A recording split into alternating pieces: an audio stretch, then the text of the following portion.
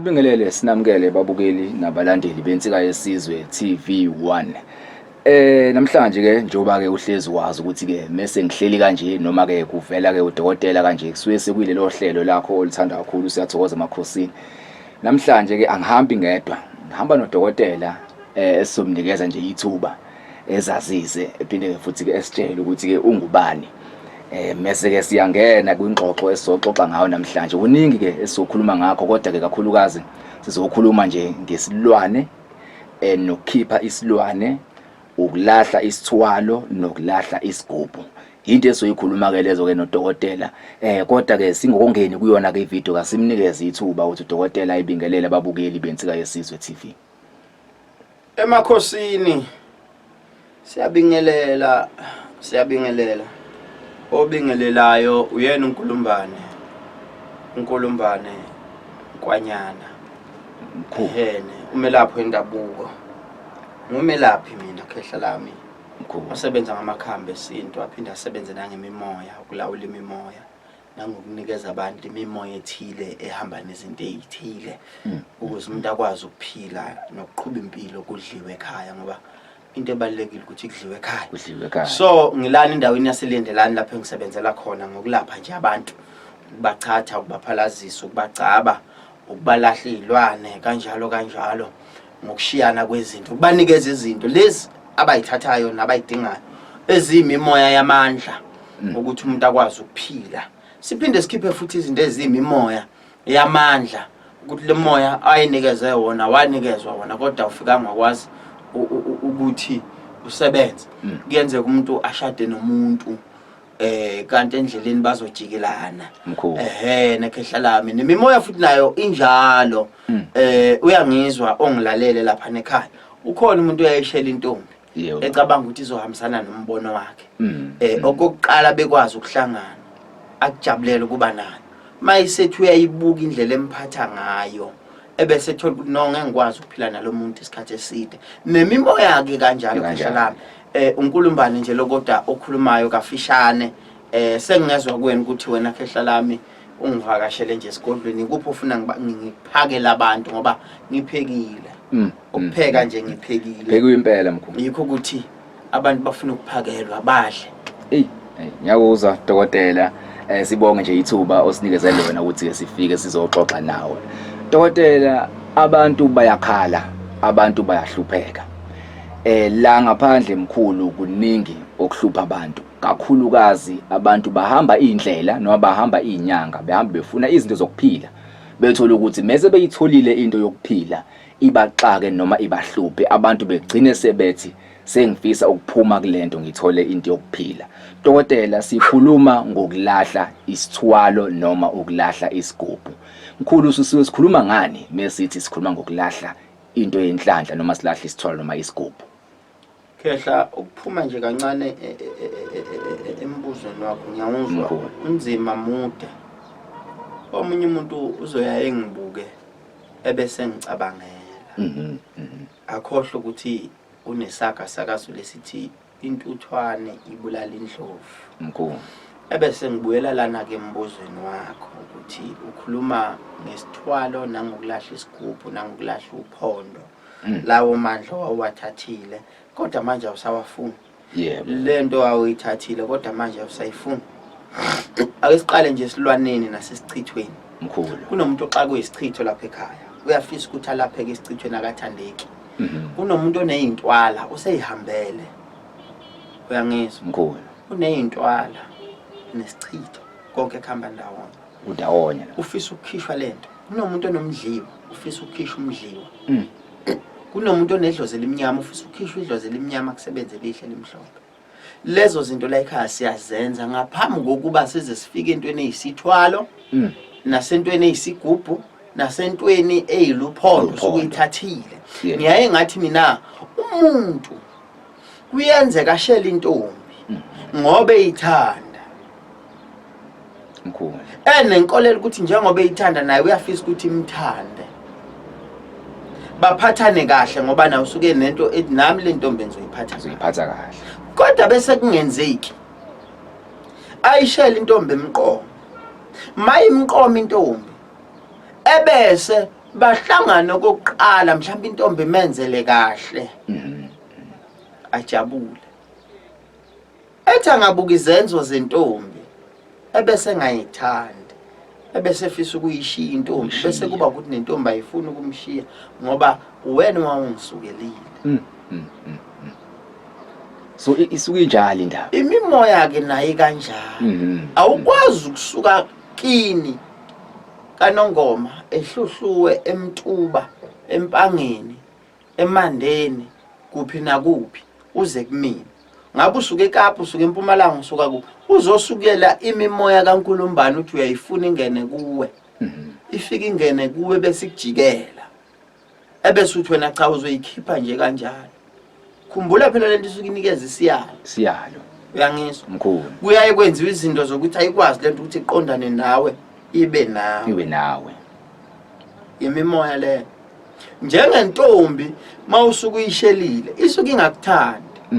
Kodwa kuyayithatha izinsuku eyithile ukuthi intombi kufanele kuze kukhande kuthando ithande ebese iyakuthanda nasemimoyeni futhi nakhona kanjalo. Ebese sikunikeza lo moya thina inyanga ebese umoya ungahambisani nawe ebese ithi into ikhona into la ekhaya sithi siyasikhipa isithwalo. Yebo. Sisikhipha isichitho sisikhipha isilwane sisikhipha isigubhu silukhipha uphondo olagcatsha kuwena egazini lushadiswa nawe noma luqondaniswa nawe kukhanda uthando oluzokwazi ukuthi lenze intando yakho. So ukhona umuntu mhlawumbe ongibuzayo lapha ekhaya othi thina la ekhaya mhlawumbe sihlushwa yinto ekhona egcekeni. Ubaba wayenezimoto but yonke into iyaphela. Ziyaphela izinto. Ngabe yini ubaba lena ayilandile? Ethi ufuna mhlawumbe silungise into kanjalo. Mkhulu. Sifike sikwazi ukuyilungisa into kanjalo. Sishiya abantu bephila.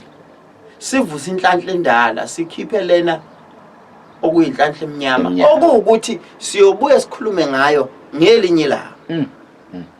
Ukuze umuntu akwazi ukukhanyiseleka. Ekhanyiseleke. Abone umuntu into esikhuluma ngayo cha ikhona into. So umkhulu futhi mekhona umuntu osekhaya othi bebecebile kodwa nakho izinto ziyashabalala zonke kuyaphuma. Thola ukuthi wakazi umuntu kwenzakalani noma thothi bayazi ukuthi wakwenzakalani. Umkhulu uyakwazi mekufika egcekeni eyilungise leyo nto ekutheni ke isithathwa umunye umuntu noma iphathwa umunye umuntu noma abayisayidingi uyakwazi ukuyikhipha egcekeni umkhulu. Khehla mina ngifike ngikhipha into exaka abantu. Angeke ngithathe into ngiphinde ngiyibuyisele kumuntu. Mkhulu. Uyakhumbula? Yebo baba. Ngoba lento isuke isexakile la egcekeni. Fanele siyikhiphe thina ngawethu amandla. Siyikhiphe. Abantu besale bephila. Kodwa kufanele sivuselele inhlanhla endala. Eyayimhlophe yala ekhaya endala. Ngoba ukho umuzo onganayo inhlanhla. Kuphela ukuthi inhlanhla yakho isuke ingahlanjululwanga yangaqondwanisa nabantu bakhona. Kodwa kusuke kufanele manje sihlambulule lo mndeni sihlambulule abantu ukuthi lenhlanhla siyibuyise ke akuvuswa inhlanhla la ekhaya ezokwazi ukuphila engachithi igazi engachithi lutho kodwa kuvuswa inhlanhla ngempande khona abantu abafuna ukuthi bavusele inhlanhla ngempande bekwazi ukuphila kubuyisa isidalwa siphile egcekeni abantu beqale bekwazi ukuphupha ethi umuntu ngiphupha ugogo ngiphupha umkhulu ngaphupha uma ngaphupha ukuthi nokuthi ikhona into kanjalo. So kufanele umuntu azi ukuthi zikhona lezi zinto engikhuluma ngazo ziyaphila. Siyakwazi ukukhipha isithwalo mkhulu. Sikhipha isilwane, sikhipha uphondo, sikhiphe isigubhu, sikhipha amandla umuntu ayinikezwe wona. Angasawadingi noma abantu balelo khaya abangasawadingi abaxakile ngonyama. So mkhulu processing angifuni ungena kakhulu ekutheni sikhiphe ama recipe noma sikhiphe indlela zokusebenza. Asithi umuntu nje wangishilo ngathi uyambiza umkhulu ukuthi afike ekhaya. Khehla. Umkhulu uqala kuphi? Usiqale siyibheke lento mhlambe sidlula mhlambe enhlolweni thizeni noma mhlambe kukhona mhlambe ofika ukwenze qale egcekeni ukuze uqale uyithole ukuthi into kanjani noma nje already usuwazi ukuthi mekuthiwa into esegcekeni ikanje ufika uthathe into uyithatha uyikhiphe ekhaya noma kukhona iprocess encane oyenzayo eyumsebenzi enyane odinga ukuthi uyenze before iphume le nto ekhaya. Khehla la mina nginyanga baba umuntu mayifika la nethi uphethwe ikhanda fanele ngimnikeze into ezoya straight ekhanda kwikhanda elimphethe aphume la ekhaya esehleka. Umuntu mayithi uphethwe yisisu kufanele ngimnikeze into ezoya straight eqeda ubuhlungu besisu. Aphume isisu siphile. Uyangizwa? Ngiyawuzwa mkhulu. So mangifika egcekeni lomuntu ngisuke ngolungisa lonto straight. Abantu bekwazi ukuphila. Ngiphila abantu. Uyangizwa khehla? Ngoba umuntu ongibukayo lalele osekhaya uyayazi inkinga yakhe. Ukuthi yini emxakile. So thina ukuthi into efanele siyenze ukuthi sifike silungise le nkinga emxakile. Bese kwazi ukuphila. Ephila umuntu. Ngonyaka. Mkhulu ukulahla lokho ukulahla izinto lezi ezilahlwa njengegubhu isithwalo ini konke lokho. Yebo. Ubaba mekwenza noma umkhulu mekwenza. Asithi into yomuntu ukuthi khona ngifuna ukuya khona kahle nje bathi sikhuluma ngemoya. Kunemoya abayithathayo abantu kuyinyanga njengemoya angazi noma siyakwazi ukufaka yini imoya yokuprofita yini into enjalo. Ngonyaka. Kukhona okuthena umuntu uyafisa ukulahla into enjengaleyo ukuthi ngathatha into ngithi ngifuna ukuprofita mhlawumbe esontweni mhlawumbe uyahambe emhluphe leyo nto leyo uyakwazi umuntu ukuthi ayilahle leyo nto leyo njenge mhlawumbe yasithi izizwe noma angizazi into lezizwe ngaleyo ndlela yakhona ikhona khehla lami into yokulahla izinto ezikanjalo. Ake ngiqale ngikukhanyisele mkhulu abantu abathatha izinto ezimimoya sibaxaka imost yabo baba nenkinga yokuchithekelwa isisu. Okay. Because le mimoya isuke isidila nento ongabe yakheka ijumpule isathi samila nje bese ijumpule ibulala.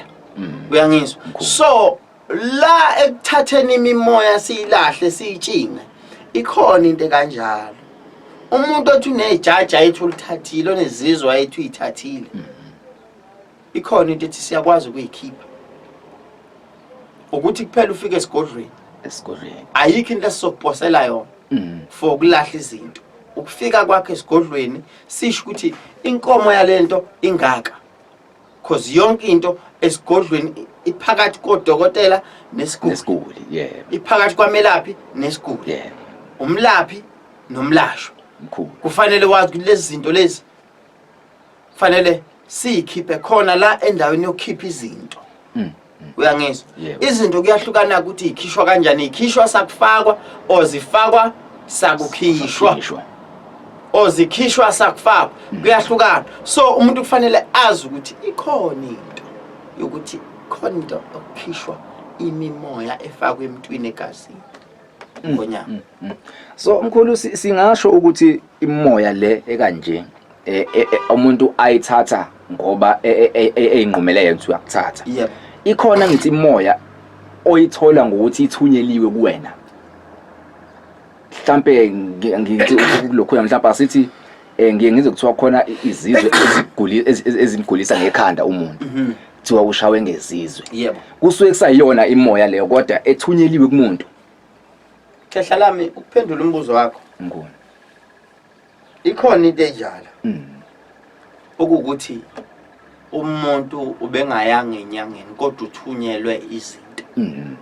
Uthakathiwe. Mkhulu. Uphosiwe. Ikhona into kanjalo ukuthi umuntu sizokhipha isichitho asiphosiwe. Ngabe usiphoswe umnakwabo, ngabe usiphoswe omakhelwane, ngabe usiphoswe imbangi yakhe emsebenzini, ngabe usiphoswe lapha siphoswe khona. Siyakwazi ukuthi lonto siyilapha.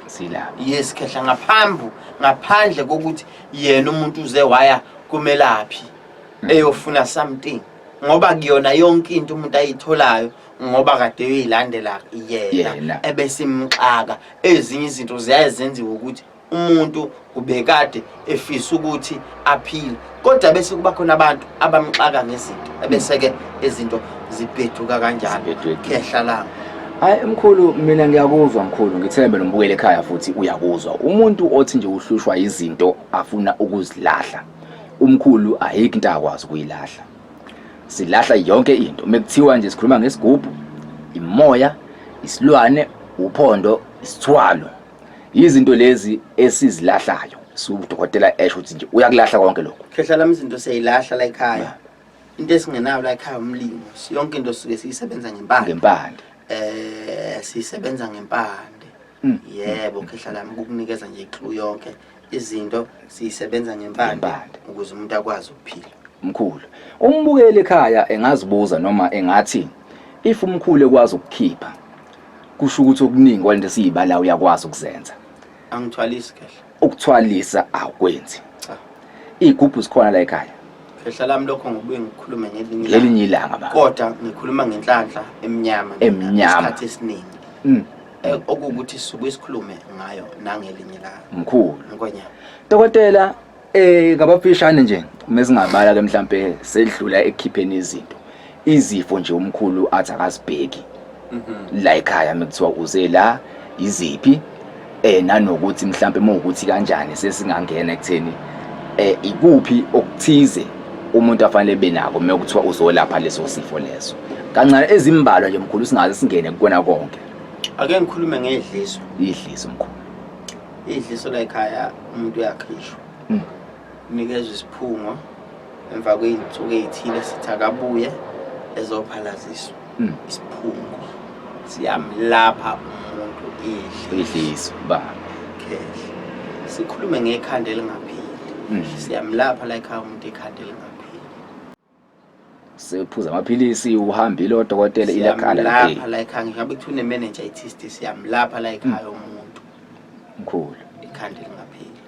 Umuntu othi une-drop. Umuntu othi uney'ntwala. Umuntu othi unomhlumu unama-fibroids ngaphakathi uney'londa ama-piles ama-ulcers siyamlapha umuntu lezo zinto aphile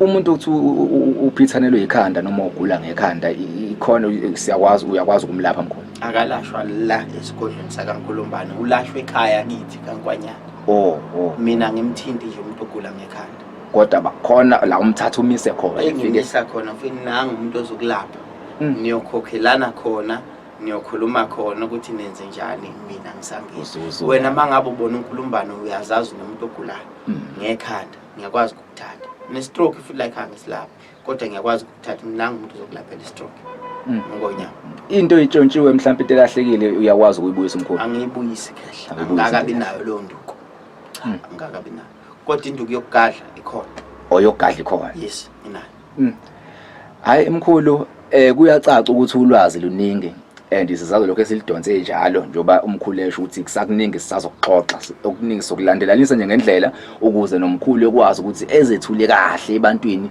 nabantu nabo ngokwabo bekwazi ukuthola kahle information ngokulandelana kwayo mkhulu so mkhulu umuntu othe ekhaya njengamanje uyafisa ukuthi athole into yokukhipha noma ucela umkhulu ezomkhiphela into esegcekeni noma izinto ezisikhuluma ngazo nje umkhulu umthola kanjani umuntu 068 33 11 832 068 33 11 832 engikholwa ukuthi wonke umuntu osuke ebuka i-channel WhatsApp uyawusebenzisa ngikholelwe kakhulu i-video call umuntu mayefisa ukuthi asetshenzwe noma efisa ukufika esigodlweni ukukholwa ukuthi ukhulume noNkulumbane ngoba ziningi izinto esezenzeke emhlabeni fona nge-video call ukuze ukwazi ukuthola uNkulumbane fona nje nge-video call uthole ukuthi uNkulumbane ngqo lokho ukhuluma naye ngila endaweni yaselindelana la kukhona khona umkhulu ngila endaweni yaselindelana angifakele imali ephepho angifakele imali eShoprite